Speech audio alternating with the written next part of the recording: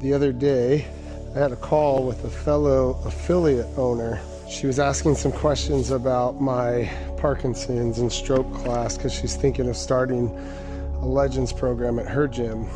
And one of the questions that she asked me was how many classes I coach each week on regular. And at the moment, I coach 18 classes a week on average. I've been running my gym for over 12 years. And while I haven't coached that many classes all the time, I've been through phases where I coached no more than 2 classes in a row, because if you coach more than 2 classes in a row, at least this is what we used to say, and people maybe still say out there, that you can't give your best. You can only do your best for about 2 classes, and then after that, you don't have enough to give to everybody else. And I took that to heart, and I only coached 2 classes, and I gave all of my money to the other coaches and had them coach classes. And recently, specifically after COVID, man, getting new CrossFit coaches is really, really, really hard. I've been forced, luckily, and I'll tell you why I think it's luckily soon, I've been forced to coach a lot more classes than I would probably choose to. And it's the best thing that's ever happened to me. Here's why. I used to be a firefighter. And when I was a firefighter, most of the calls I would go on, because I was a firefighter at Pismo Beach, California, which is a pretty big retirement community. And during the winter months, the calls that we would go on a lot of times were what we call lift assists. So if somebody had fallen, usually hit their life alert thing they're wearing around their neck. If you don't have one of those for your grandparents and they're not very healthy, then get them one, because they saved a lot of people's lives when I was a firefighter. And they'd push their life alert, you'd show up, you'd pick them up. A lot of times they wouldn't even want to go to the hospital. Put them on the couch, have them sign a little thing that says that they didn't want to go to the hospital, and then wash, rinse, and repeat. And there was a call that I went on specifically, excuse me, Junie, where this lady had fallen, and she'd fallen trying to help her husband.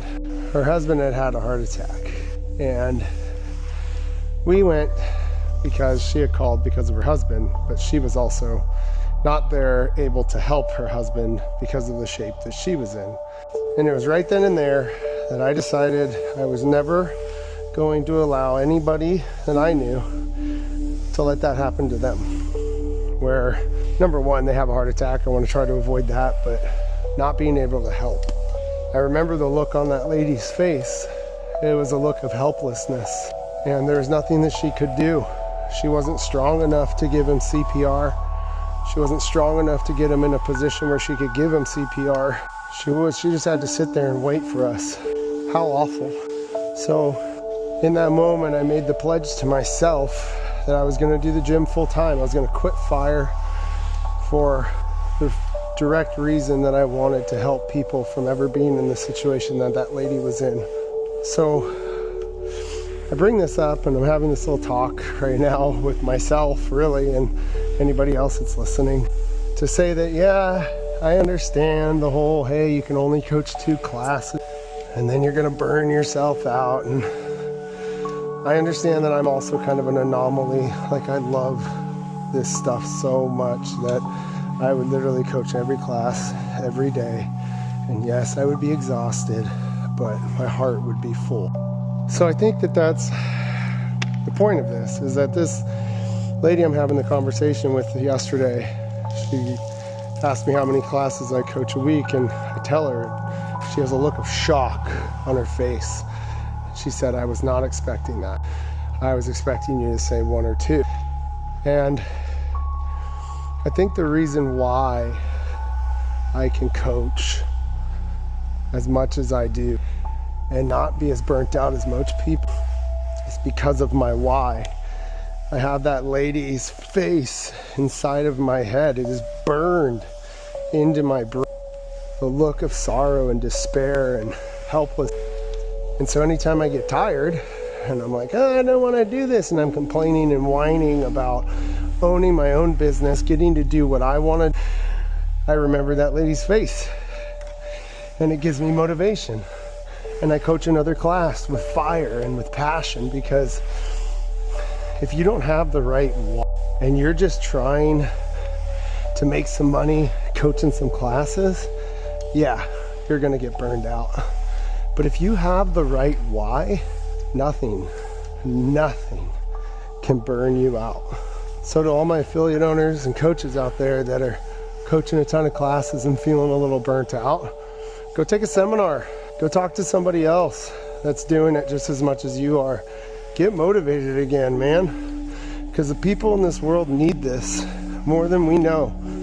They need us to be there, motivated to help them. They need us to be in a good mood. They need us to study. They need us to do the things necessary to be the coaches that are going to help them reap the rewards of this thing that we call CrossFit. So if you're a CrossFit coach, affiliate owner out there, you're doing what I'm doing, carrying water and chopping wood every day, all day. Keep it up. It's one of the most noble causes I think that we have in this world. There's not many professions out there that do what Glassman used to say, the right things for the right reasons for the right people. Keep it up, because I will. One thing I want to clarify is that I'm not saying that people should be coaching 20 classes a week. I'm saying that if you're coaching more than, 5 or 6 or 7 and you find yourself getting burnt out, I think that you might want to double check on the why behind you doing it. It might not be worth it.